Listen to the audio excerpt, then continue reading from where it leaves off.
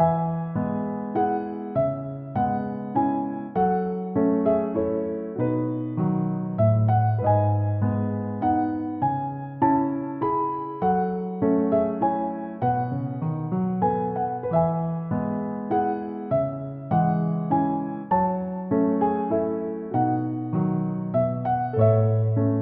To கீத்து பிரியா சமையல். இன்னைக்கு தால் ஃப்ரை செய்ய போறேங்க. அதுக்கு பச்சை பயிறு 1 கப் முளைக்கட்டி எடுத்து வச்சிருக்கிறேன். அதுக்கு தேவையான பொருள் பார்த்துடலாம். மஞ்சள் தூள், மிளகாய் தூள், ஆனியன் ஒன்று வந்து பொடியா கட் பண்ணி வச்சிருக்கிறேன். 2 பூண்டு வந்து பொடியா கட் பண்ணி வச்சிருக்கிறேன். சின்ன துண்டு இஞ்சி கட் பண்ணி வச்சிருக்கிறேங்க. ஒரே ஒரு பச்சை மிளகாயும் கட் பண்ணி வச்சிருக்கிறேன்.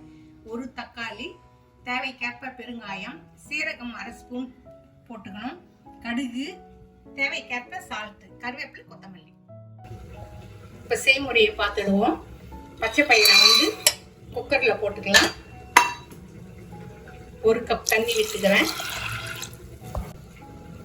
1/4 ஸ்பூன் மஞ்சள் தூள் சேர்த்துக்கலாம். 1/4 ஸ்பூன் சால்ட்டு சேர்த்துக்கலாம். இதை 2 விசில் வச்சு குழைய எடுத்துடுறாங்க. நான் ஸ்டவ்வில் பேன் வச்சுட்டேங்க. 2 ஸ்பூன் ஆயில் சேர்த்துப்போம். ஆயில் சூடாகட்டும்.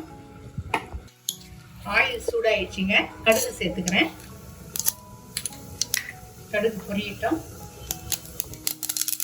கடுகு பொரிச்சாச்சுங்க. ஆனியன் சேர்த்துக்கலாம். ஆனியன் சேர்த்து வதங்கட்டும். ஆனியன் இந்த அளவுக்கு வதங்கின பிறகு இஞ்சி, பூண்டு, பச்சை மிளகாய் சேர்த்துடுவோம். அதன் கூடவே வந்து தக்காளியும் சேர்த்துக்கலாம். நான் 1 தக்காளி பொடியாக கட் பண்ணி வச்சுருக்கிறேன். கொஞ்சம் மஞ்சள் பொடி போட்டுக்கலாங்க. இது நல்லா குழைய வதங்கி வரணும். தக்காளி, வெங்காயம் நம்ம போட்ட பொருட்கள் எல்லாம் நல்லா வதங்கி வந்தாச்சுங்க. இந்த சமயத்தில் 1/4 ஸ்பூன் சீரகம் சேர்த்துக்கிறேன். 1 சிட்டிக்கு பெருங்காயம் சேர்த்துக்கலாம். கொஞ்சம் மிளகாத்தூள் சேர்த்துக்கலாங்க. ஏன்னா இது காரம் கம்மியாக இருந்தால் தான் நல்லா இருக்கும். ஏற்கனவே நான் வந்து பச்சை மிளகாய் சேர்த்துருக்கிறேன். இந்த அளவு போதும். இதை நல்லா வதக்கி விட்டுடுவோம். இது வதங்குற சமயத்துக்கே கருவேப்பிலை சேர்த்துடுவோம். ஒரு சைடு வந்து பைத்த பருப்பு வெந்து போச்சு. நான் அதை காட்டுறேன் பாருங்க. எடுத்து பாசி பயிறு நல்லா பாயில் ஆயிடுச்சுங்க. எடுத்துடுவோம்.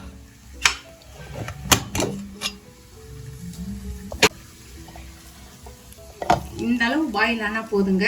இப்போ அது கூட சேர்த்துடுவோம்.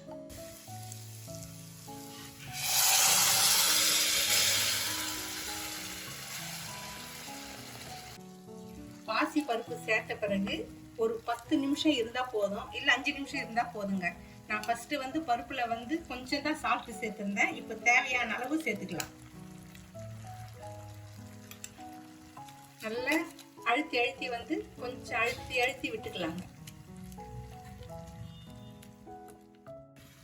நான் பாசி பருப்பு சேர்த்து 5 நிமிஷம் ஆயிடுச்சுங்க. இந்த ஸ்டேஜில் வந்து ஸ்டவ் ஆஃப் பண்ணிடுவோம். இறக்கும் போது கொஞ்சம் கொத்தமல்லி தழை தூவி இறக்கிடலாங்க. இது சப்பாத்தி, புல்காவுக்கு சூப்பராக இருக்கும் சைட் டிஷ்ஷாங்க.